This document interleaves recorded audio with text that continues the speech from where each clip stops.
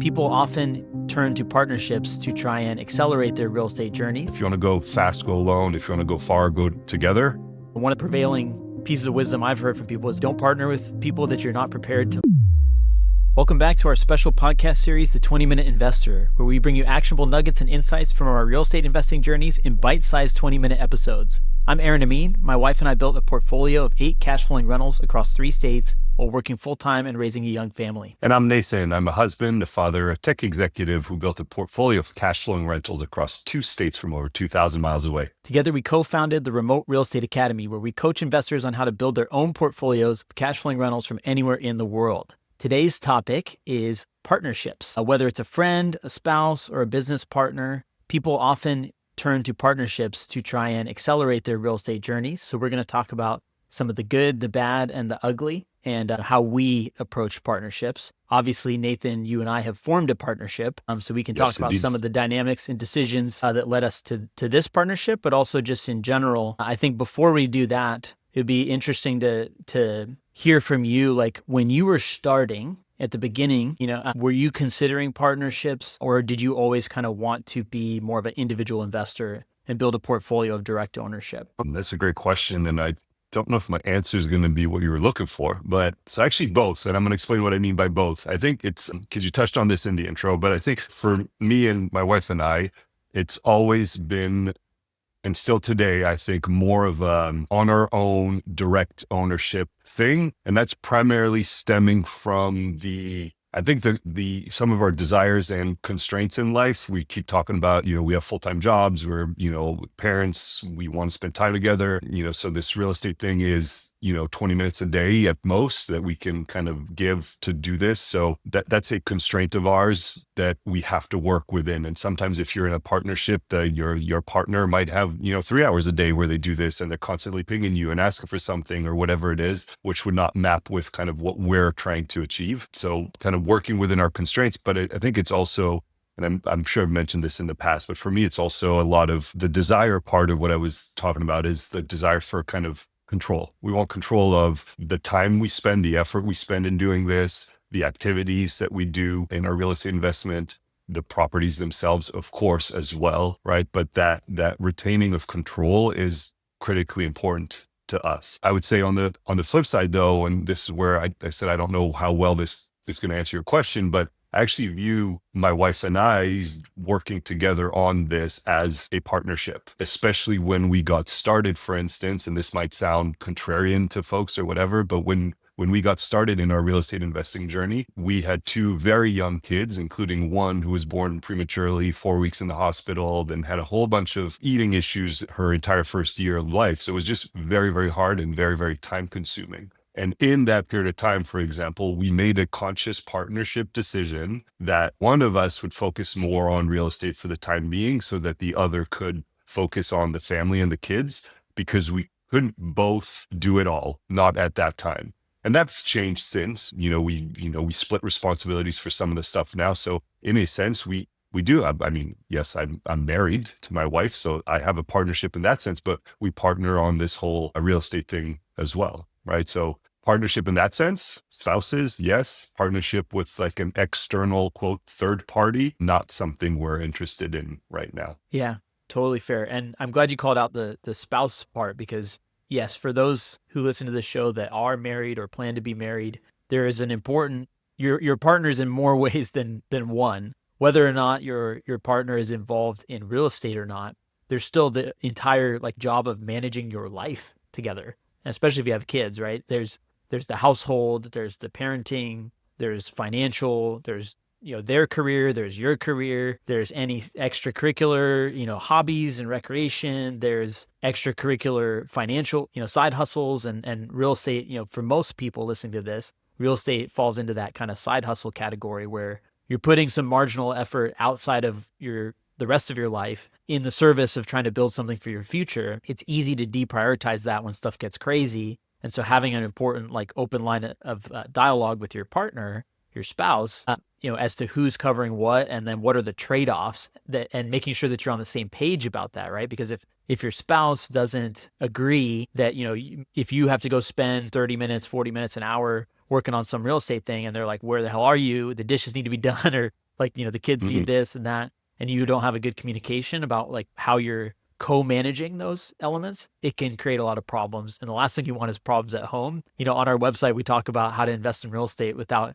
getting divorced or losing your job or going insane. And there's a reason that those are our, kind of key outcomes we want to avoid in addition to building wealth through real estate. So yeah, it's a really good call out. And, I would add on my side on the spouse front, right? Like my wife has always been involved in decisions. She's always been aware of everything we do. She has contributed in various ways throughout our journey, but I've always kind of been in the driver's seat when it comes to like the day to day on our real estate portfolio, especially on our single family rentals. But most recently, for those who have listened to any previous episodes, we're working on a new project now that's totally different in nature. We're doing a ground up development. We're building assisted living homes, and then we're going to be starting a business basically on top of that to actually run those assisted living homes. So now the dynamic has shifted dramatically, and Mhm. she's kind of at the helm of that. She's more of the CEO, and I'm more of the back end CFO and operations. And so we're having to forge what is, by any standards, a full fledged, very formal partnership, business partnership. And not only do we have to form that between ourselves, but we were going to bring on investors. And so we need to operate with that level of legitimacy that we have, specific roles, we have work, roles and responsibility, we have all our dynamics figured out, and that we can present a united front that we're the right people to run this business. So I share that, but it's not related directly to rental properties, but it's just a way of, even if it's your spouse, like in our case, we're having to create formal structure. And that's an interesting dynamic to introduce to a marriage, because most of the time in marriage, things are fluid. You're reacting and you're kind of moving, solving one problem at a time, especially with young kids. And so there is this interesting adjustment for us on the home front to these new dynamics. But I think, to your point of like external partnerships, like, buying homes with other people on title or with them playing a role in your business, it's a huge decision.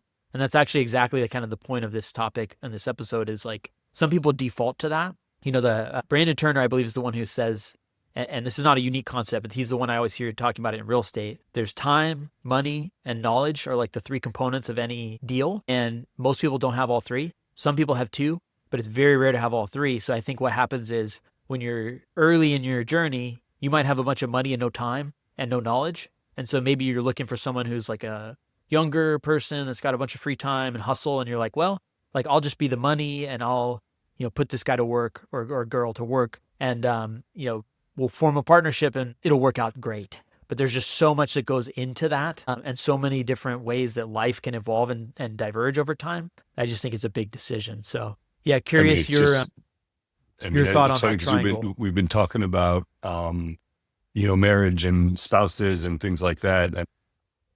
I, at least personally, and one could argue that getting into a partnership like this for something like real estate, a lot of money, it's long term. It's not a 10-minute, $10 thing and then you're done that you're partnering on. And one could argue it's just as important as your, kind of getting to know and quote vetting, probably going to trigger some people saying that, but triggering your or vetting your spouse, you got to vet your partner, right? Because who knows what's going to happen if, down the road, a year, two, five, your plans, goals, ideas, motivations completely diverge. And then you're kind of stuck in this marriage, quote unquote, partnership that you find yourself having to, again, quote unquote, divorce from, right? And it's not a quick and easy thing. Like you were saying, was like, oh, I could be the money here. And I've seen this person on some, Facebook forum or whatever. They have a whole bunch of time that they could be the boots on the ground. They could do the shopping and the rehab and all of that. So I'll just lend them their money. But what about all the due diligence, right? Now you're adding an extra layer of, work, first of all, but then dynamics and an additional relationship as well. So it's not as straightforward as it might sound, right? And I think there's always this trap, which I don't know if it's a trap, but I've heard probably Brandon Turner and others say this. And what's the expression again? If you want to go fast, go alone. If you want to go far, go together. And a lot of people, I think, which I generally subscribe to, and I'm not saying that expression is a bad idea or a bad expression. And it's probably generally applicable for a lot of things in life, but I'm just saying, I think people get starry-eyed when they hear that. It's like, okay, great. I want to go far and do big things and big portfolio and a lot of returns. So let me partner up with a bunch of people that know more or have the time or have the money without necessarily doing the due diligence before. So Yeah, and on that point, I think sometimes people look to partnerships to solve an immediate problem, right? Like, hey, I want to keep growing, but right now, I bought a property last year. I haven't saved up enough for my next down payment. And the only way I can think of to grow is to go find somebody who has capital and to mhm, partner with on this next property. Or like, in my case, this is actually the most relevant, from our context. We bought our whole portfolio primarily with our own money. The only partnership we ever did is we had a couple arrangements with my parents on properties in Washington where they brought capital and we brought management and we found the deals. And that's within the family. And even that has its own complexities. One of the kind of prevailing pieces of wisdom I've heard from people is like, don't partner with people that you're not prepared to like you never talk to again if stuff goes wrong. And obviously, I'm not prepared to not talk to my parents again. So there's you got to be careful anytime you're intertwining money and responsibility with people. But like outside of that, we had not partnered with anybody on homes. But what happened was we ran out of our own money at some point. Started having kids. We went from dual income, no kids, to having kids, and my wife taking time off work. Our financial profile flipped, and we still had this desire to grow, continue to scale our portfolio and find good deals, but we were capital constrained. We had no money for that, right? The money that we had was for our life. And so I got frustrated. And so I'm almost like exactly what I just described before, just out of the desire to grow. I was turning every which way and like, okay, well, I can start learning how to buy deals off market at steep discounts. Well, then I have to do this direct to market, direct to seller marketing and start spending all this money. And it's a totally different game than what you and I primarily focus on. Or I could go partner with people and find capital partners to either lend me private money for the down payments or, have an equity partnership where they bring money and I find the deals. But again, that was like me trying to solve some immediate problem with something that has extreme like long-term implications. Now, with partnerships, you can do something like a JV where you say, we're going to partner on this one deal under this very specific set of circumstances, and maybe you time box it. And if you set it up thoughtfully, then you might not end up in that long-term kind of marriage type situation you talked about. But most people don't think about that. They're just like, hey, you're cool. You have something I need. I have something you need. Let's just go buy a house together. And I think if you're loose about that, the risk, you might be excited in that moment, but I always think about this. It's like, it's so much easier to be aligned at the beginning of a partnership than it is to have any idea if you'll still be aligned 2 years, 3 years, 5 years into the future. People have kids, people have health events, people's priorities change, people grow and evolve life as is happens. Yeah. natural.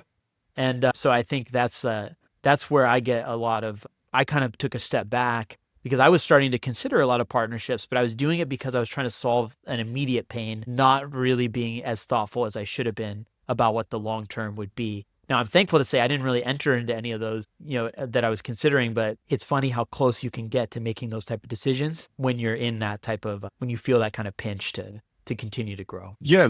I think specifically maybe for the audience listening to this, right? And what we talk about a lot in the academy and just with people around us is like, if you're relatively new to this real estate investing thing and you're getting started, and it's a similar conversation we have like about, should I buy these properties in an LLC and all this stuff, right? But if you're considering partnerships when you're getting started, I think one thing to be aware of is that it adds the layer of complexity and stuff to do on top of just the real estate, like deal analysis, understanding your market, building your network, because now you talked about JV, joint ventures, right? Now there's a whole bunch of legal paperwork that you have to do. And unless you've done it before, you're not going to be an expert, in that aspect of it. So now you're adding this layer. Okay, so how do I do that? What does it mean? How do I write it up so that I am protected, that we can, dissolve the venture if things go badly and all that stuff. And it's just, you're adding, workload and complexity and mind share as well, I think, to a process that is already potentially overwhelming if you are getting started. That's something else to be aware of.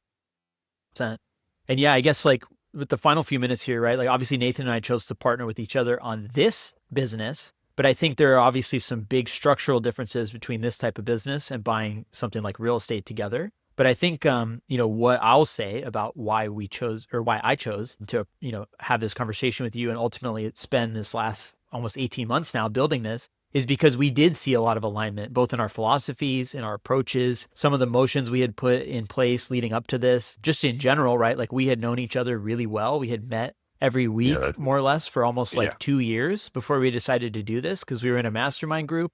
We knew how each other thought. We had seen vulnerable moments from each other before. We had seen how we deal with stress, like a lot of the things that would make you comfortable with, can I like trust this person to, through difficult conversations? Can I really do I really believe that when things are going right, it's easy to, believe that everything's going to be just fine. But when you face adversity or when there's like a difficult conversation, like disparity in, feeling like you're equally contributing, resentment, whatever, like can we navigate those things together?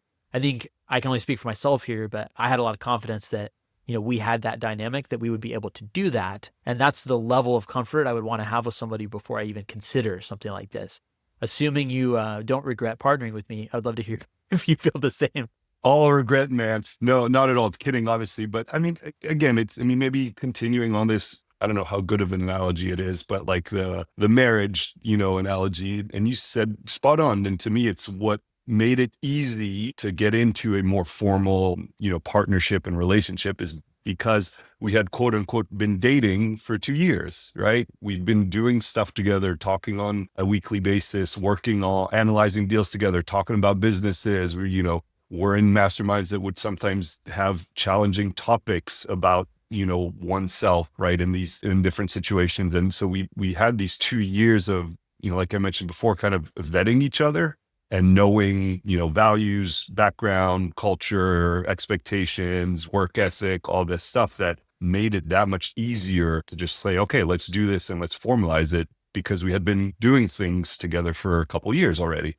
And I think that back to what you were saying before, that's very different saying I've been spending 2 years talking to this person weekly versus I just met this person maybe on some forum and they claim they're really good at this and I don't have time, but they do. So let's just partner up. Very Yeah. different. Yeah. And I mean, there's also people that I've spent 2 years hanging out with that I conclusively know that I would not partner Yeah. with. Oh, exactly. Yeah. It goes Whereas both ways. when I met them, I might have thought about partnering with them, but over time, as I saw them deal with different situations, you see how they Yes. operate and how they handle communications, how they behave, with other people. And then, so it can go the other way too. And that's why I think, yeah, it's very important to really know somebody and 100%.